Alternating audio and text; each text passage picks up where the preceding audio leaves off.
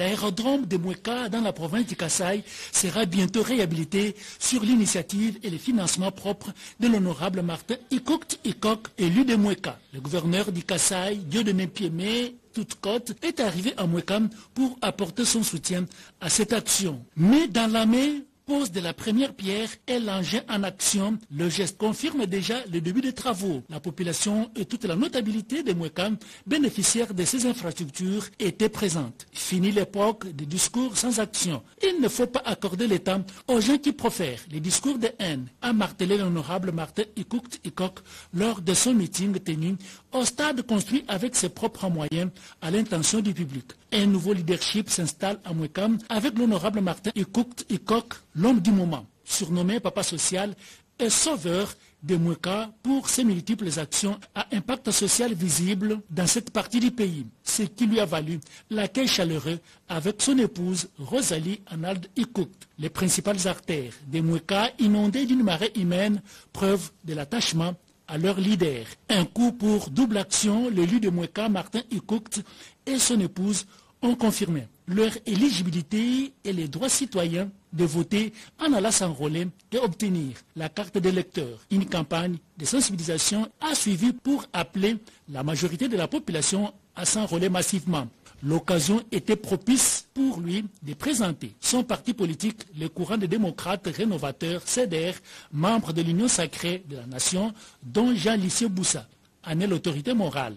Et Martin Ikok occupe le poste de vice-président et président interfédéral du Grand Kasaï. Il en a aussi profité pour installer le comité territorial dirigé par Bienvenu Bongo. Pour l'honorable Martin Ikok, toutes ces réalisations concourent à la vision du chef de l'État Félix-Antoine Tshisekedi Tshilombo qui tient au développement de la RDC à partir de la base et à qui la population de Mweka réserve un second mandat avec une majorité écrasante. Une matinée politique pour expliquer aux Tchikapiens l'importance de se faire enrôler pendant cette période. Chitambala Chitenge, ministre honoraire des Finances du Kasaï, a lors de cette matinée politique précédé de la marche de sensibilisation d'ici à la population du Kasaï. Nous, CAC, Congrès des Alliés pour l'Action au Congo, nous sommes un parti de l'Union sacrée et ce parti a pris l'engagement d'accompagner le président Félix Tshisekedi pour lui donner un deuxième mandat afin qu'il termine le travail qu'il a commencé, le grand projet qu'il a pour le Kasaï, qu'il a pour le Congo. Voilà pourquoi nous nous sommes alliés à cet objectif, à sa vision, pour l'accompagner afin qu'il ait un deuxième mandat et lui donner aussi beaucoup de députés au niveau de la province du Kasaï ainsi qu'au niveau du pays. Nous remercions la CENI qui nous a encore donné 15 jours. Et dans ces 15 jours, nous allons continuer à sensibiliser toute la population du Kasaï en général et celle de la ville de Tchikapa en particulier. C'est au cadre du CAC, bien avant d'accomplir son devoir civique, demander à la population de Tchikapa d'accorder un second mandat au chef de l'État, Félix-Antoine Tshisekedi Tshilombo, en s'enrôlant massivement.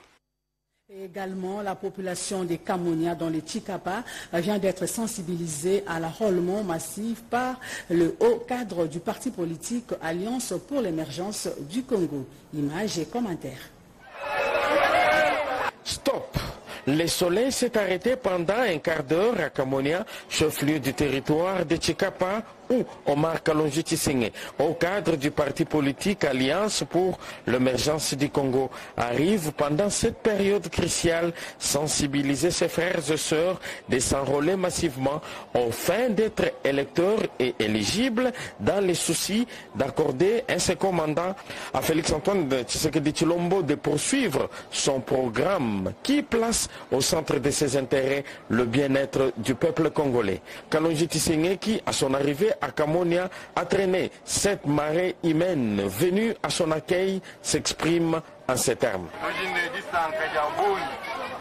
Nous sommes venus ici en ce moment en parcourant des milliers de kilomètres pour vous dire que nous devons d'abord nous enrôler pour accomplir notre devoir civique comme bons citoyens de ces pays et aussi pour porter notre choix.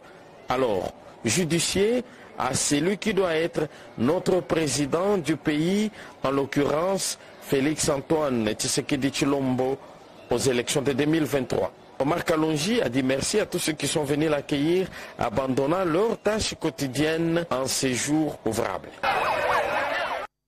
Terminons ce journal par cette déclaration du secrétaire général du mouvement politique agissant pour la République. Ces derniers condamnent fermement l'agression rwandaise dans l'est du pays.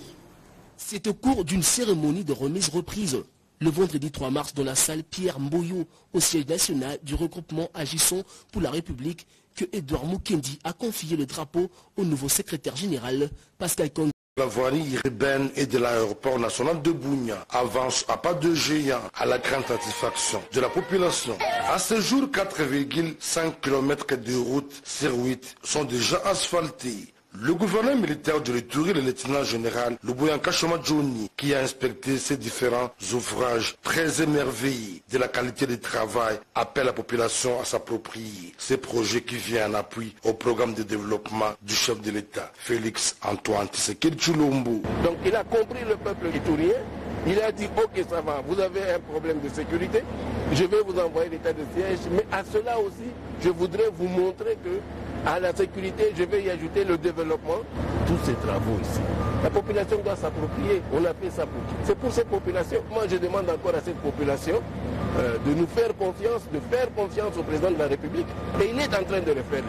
Pour sa part, le directeur général de Mogabaon, Joseph Akilimali, rassure la population de la détermination de son entreprise à parachever tous les travaux d'ici le mois de juin. Et si la population n'était pas avec nous, on n'aurait pas la main d'œuvre d'abord, mais aussi on ne pouvait pas arriver là où nous en sommes aujourd'hui. Quand on est au niveau des stabilisations, c'est-à-dire ce qui reste, c'est l'imprégnation et l'asphaltage. Alors là, ce n'est plus un problème parce qu'on a la bitume, on a les graviers, on a les centrales d'arrobés.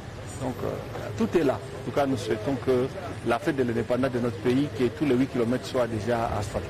La joie est immense au sein de la population locale. Outre la modernisation de la voirie urbaine, l'entreprise Mogabaon se lance aux travaux d'élargissement et de modernisation de l'aéroport national de Bunia. Question de placer cet aéroport au standard cohésion sociale entre toutes les communautés ituriennes. Les femmes de l'Ituri ont organisé le match de football en partenariat avec la MONUSCO, la cohabitation pacifique, la tolérance mutuelle, le pardon pour une paix durable. Tel est l'objectif de cette première activité du mois de mars, explique la coordonnatrice du collectif de femmes de l'Ituri. Nous, Ituriennes, nous nous mettons ensemble dans l'unité, dans l'amour, pour, n'est-ce pas, donner solution à ces défis de la division, à ces défis de stigmatisation, de la communautarisation.